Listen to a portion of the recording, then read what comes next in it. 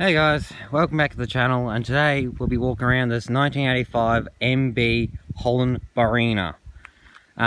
Or it's just a rebadged Suzuki Swift just under the Holden name of General Motors Holden. Anyway, so this is a 85 MB Barina. It's the first generation of the Holden Barinas, and let's do a walk around as I explain. I don't know if you can hear me because there's a little bit of wind going on, but I'll try the best I can. So this is, as I said, an MB Barina, first generation. It was the 80s, weird looking cars at the 80s. Nothing really much about these little cars, that there's not a lot left of these cars at all, because a lot of them end up in wrecking yards, or a lot of them end up buying them and thrashing them as shit around the property.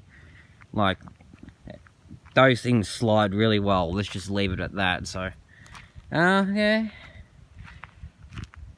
so first thing is, it's got the little tiny, let me find it, 12-inch tires. They're so small my hand can fit around them like that. And it's alright car, it's solid enough, not a lot of rust for what it is, but the only really major rust I found was here, along here, as you can see. I'll go slowly. But other than that, it's not bad. Last weekend or two ago, I got it going, I hosed it down, washed it up, well, not wash it, just spray it down and parked it back, because this thing needs work. It's having ignition module issues, because every time when she's cold, she runs pretty well, but when she gets hot, she runs a little bit terribly, and then when it gets hot, like the normal operating temperature hot, she'll shut off completely. And that's how you tell your ignition module is going out, because was it 10, 11 years ago? We used to drive this car around the property a lot. It was a fun little car to drive around. It slide really well and everything. And then it just running rough, and then all of a sudden it just wouldn't start again. We couldn't get going, So we went around looking for parts for this thing, but you can't find many parts for this car at the time. Now you can, but you couldn't find many parts for it at the time. You only can find parts for the B engine, but you can't find parts for the A engine. So we gave up on it, towed it up the hill, and we parked it up, whatever.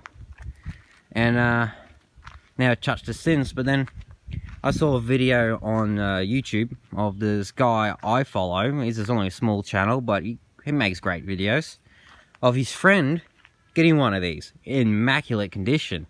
It shits all over this thing. And it got me to start playing around with ours. So started playing around with it, got it going, ran terrible. So pulled the carb apart about 3 times, but now it's running. Japanese cars, too confusing. And that's where I learned that the ignition module is bad on it. After 10 years, 11 years, after wondering why I won't run, the ignition module in this car is bad. So it does start cold. It starts and runs beautifully cold, but once it's warmed up, nah, no more. So if you search up Holden MB Barina for parts, it's all in the hundreds to $200s of dollars parts range. Like the ignition module for MB, the cheapest is 100, and the expensive is 220. But if you search up Suzuki Swift, 1985 Suzuki Swift, exact same ignition module for 50 bucks. The only difference is, with that ignition module for a Suzuki Swift, the plug is different. Now, I could probably easily go buy one for it for a Suzuki Swift and just change the plug over and fix that, but money, I don't have free money. No one has free money. It's probably never ever going back on the road. I've posted a few pictures on it online, and people said, oh, you should get it back on the road because there's not many out there, which I'll admit it'd be kind of cool to get back on the road. A little 5-speed manual buzz box with a little 4-banger. It zooms. It apparently had good fuel mileage on it, or fuel kilometrage, whatever. Yeah, so it's got these front indicators on it, but good thing about them being there is, like, if I was to put this on the road, I can just put LED ones on there for a bull bar. See, the old school 80s Holden badge. It's got these cool looking glass headlights on it though. You could probably paint it blue, put some SS wheels on it and make it look like those mini VK, I think they're called VK Holden Commodore SS's. Mark indicators, nothing special there. It had this real cool red stripe along the side of it. Oh, that's fallen off, but that's in there. Strip goes in here, is in there. Yeah, other than the rust in there, and there's actually rust in the bonnet too, she's a pretty straight car for what it is. For one of these little things, it's straight. She's this. Got these cool looking 80s style tail lights. Yeah, it's not really much to talk about these cars, really. It's just cool and unusual car you don't see anymore. Now, this what happens in Australian sun. It does that to rubber, but I'm pretty sure you probably can get that come back around again. You'll probably just a little bit of heat and some glue, you'll fix that. As again, 12-inch tyres. We do have 14s that can go on this thing and make it more easy to get tyres for it, but those are like motorbike tyres, really. Small tractor tyres, I don't know. It doesn't have a removable cowl, so if you get stuff down there, which there is, you can't get it out unless you pull apart the whole car. Windscreen's pretty alright for what it is. Everything works on this car. Everything works. It's the ignition module. That's all the issue with this thing. Like, come on. Look how nice it is. Well, it's not really that nice to a lot of people when you run away from it, but yeah, there's, other than me bathrooming on about it, it's nothing really special about it. Like as I said, she's pretty much rust free everywhere. You got a little bit of surface rust forming here, but that's nothing. They'll pass roadie. It doesn't have brakes. It did have brakes 10-11 years ago, but it doesn't have brakes now. But luckily, you actually can buy all the braking components for this thing. Hatch does open. Oh, watch for spiders. Oh. That's where you fill up for your rear window washers. Yep, all good here. That's a little bit damaged, and that's a little bit damaged, but we get to that in a minute. Yeah, so I think that completes the outside, and I'll take you on the inside now. Welcome to the 1980s. Whatever, I don't know. There's more 80s than any other 80s cars we have. So, this window don't open. It doesn't open. As you can tell by the duct tape, that means do not use it. It wasn't like this 10 years ago, but this door panel's a little sad, but alright. And you got the famous Suzuki Holden Barina cluster. Your speedo, you got your tacho, you got fuel, you got your water, you got your clock. Yeah. Here we go. Ooh, fancy. Then what's cool about this car and it being the 80s, all the buttons. Your lights, parkers, so you got your parkers, then you got your low beams, and you got off, all here. Your wiper control, your window sprayers for the front windscreen here. The speed control, it's all there. I think that's pretty cool. And then here you got your boot release and multiple blanks, so you can put anything you want in this thing. Driving lights, ejector seat. Then you got your rear demister, your rear sprayer, your rear window, and your cigarette light. I don't think it works, but I think it did. Oh well. And your dash dimmers. Then you got this nice Suzuki steering wheel with the Holden badge put in it. Horn works.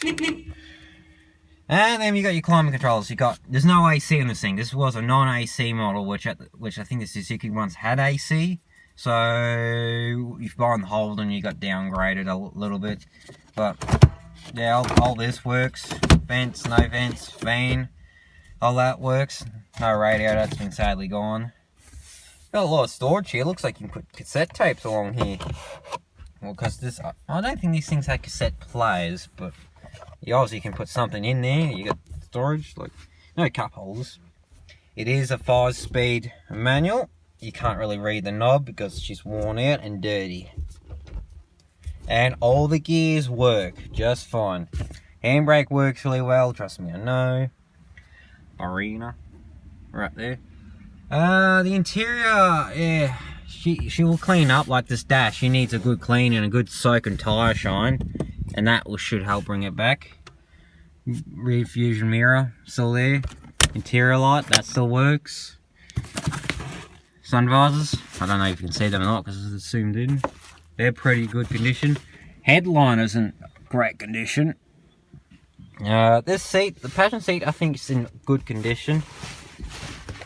By the looks of it, yeah, she is. Driver's seat, on the other hand,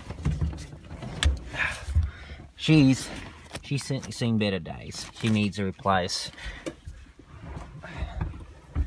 Yeah, this back door don't open. It's like the child safety locks activate, so you can't open from the inside. And the outside door handle doesn't work at all. So that door, yeah, can't open. The door panel's in pretty good condition. So is that one and that one. Like I said, dirty rear seats, but needs a clean. Like I said, I showed you earlier, that's faded and gone to hell. These plastic panels are a little bit brittle, so you got to be very, very, very careful with them. Ooh, March fly. Look at that thing. Those things hurt like a bitch. Yeah, you got to be real careful with these plastics because they're brittle. Like, oh, that one's not too bad, but the passenger side one's gone. She's sadly gone.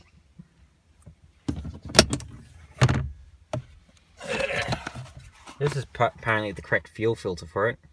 Made in Israel. I do not know that. Or maybe they were, but I don't know anymore.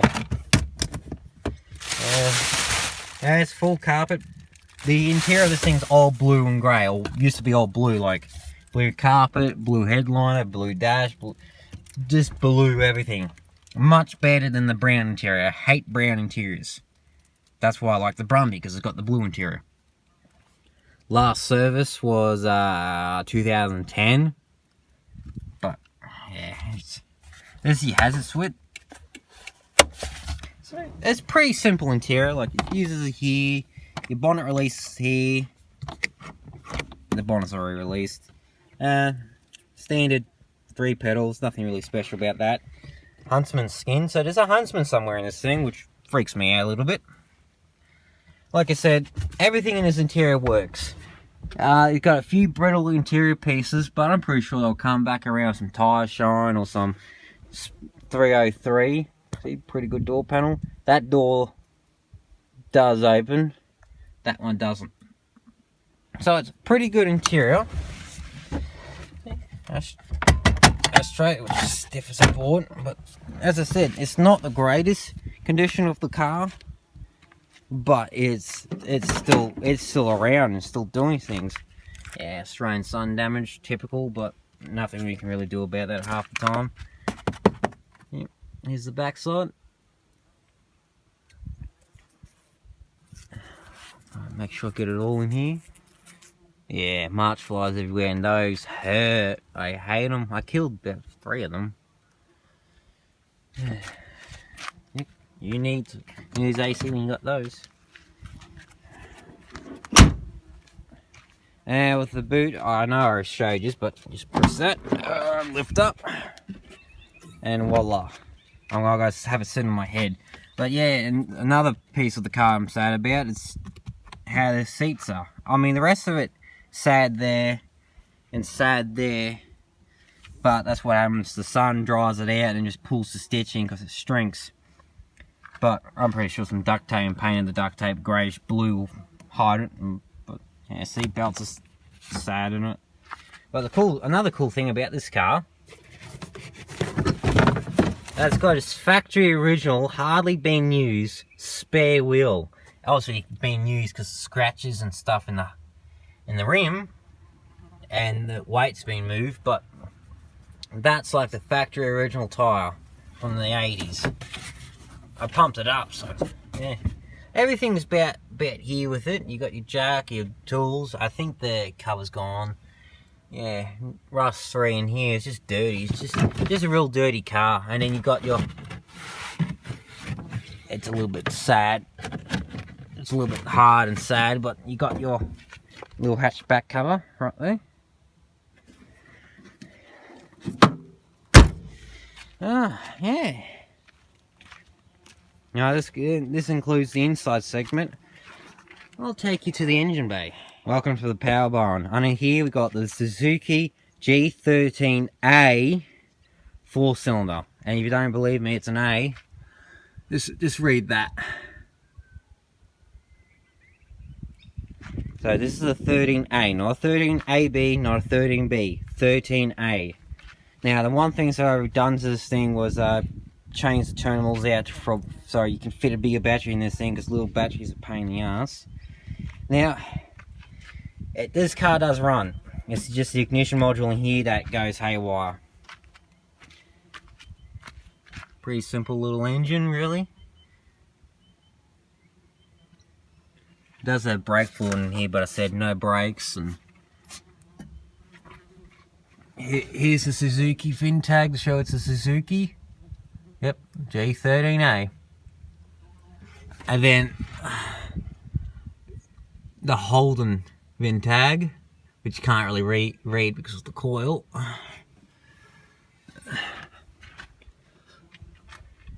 So this carb are confusing. The most popular thing to do with these little Suzuki engines at the time was rip the carby off, throw it away, put a Toyota Corolla K3, K4 carby on them, which you can get anywhere in the world, and it fixes half their running issues because they're a simpler carby than the bloody Suzuki one is. Or you could do Weber swaps, which that's another popular swap, but you can't really do that unless you get on the road. And yeah, needs a new vacuum advance canister, but the mechanical advance works just fine. It was missing its upper hose before I got it going again, so this one's out of a Magna. It's too big of a size, but it hasn't leaked, so yeah. And I drove it around a lot, so got the wrong fuel filter on it, but I like these little clear ones. You can see what's going on. I am going to drain the fuel out of this thing after this video. I'm going to park it back where it was, drain the fuel out of it, and put the fuel into one of the other yard cars that actually get used that doesn't have ignition module issues. So knock on wood, hopefully. It is missing its intake pipe that goes from here to here, cold intake pipe, which is in the car, but the hose itself is disintegrated and no good.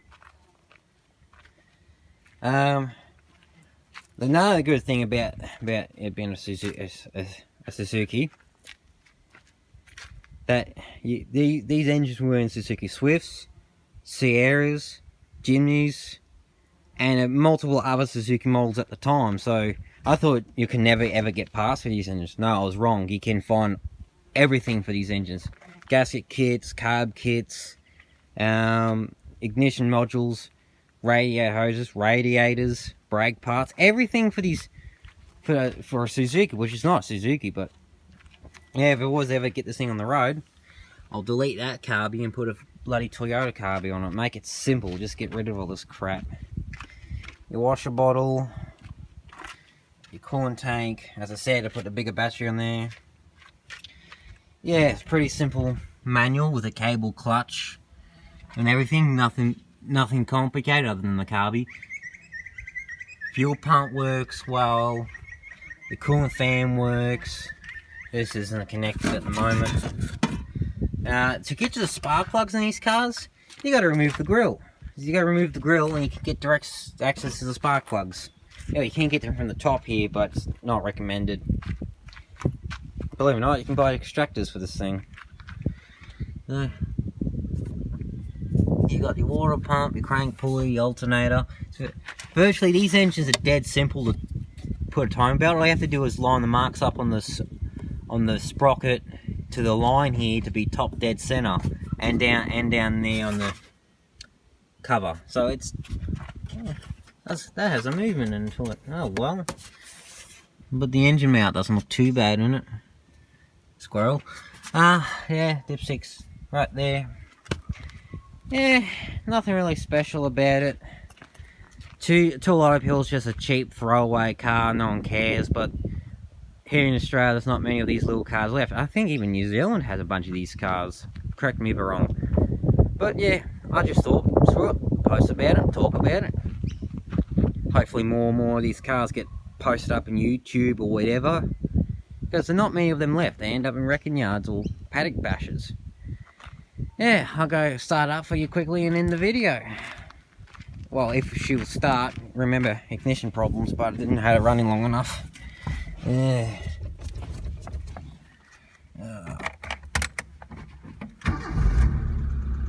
There we go. Oh, she's gonna die.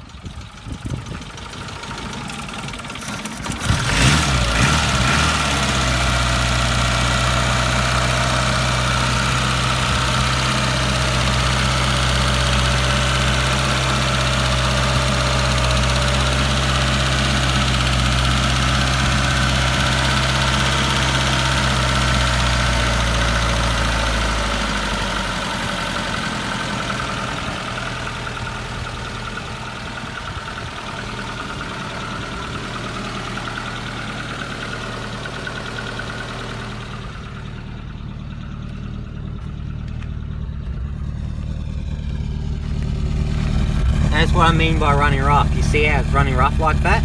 If you give her RPM, she runs fine, but that's a telltale sign of a bad ignition module. I cleaned everything I could, timed it, everything. She doesn't smell rich, because I never messed with any of the screws or anything. All I did just clean it, and she's running like that. That's a sign of bad ignition module half the time. But if you've got any ideas, give me a hoy. But yeah, I'm going to end the video off here, guys. I know I talk too much in these videos. I know this isn't an interesting car like the Brumby was. And I apologise for not posting a lot of videos a little bit, because things have been a little bit hectic, but I won't go into details, life in general. But I am trying. This year's going to be the better year I'm going to try. So yeah, if you guys do enjoy this video, please like, comment, subscribe, share it to people who had this car. I would love to hear stories on this car. And again, thanks for sticking with me, coming around. Thank you for your support. I don't get paid for this. I'm doing it free because I like showing off cars and stuff I do with them. Thank you guys. See you in the next video, and good luck.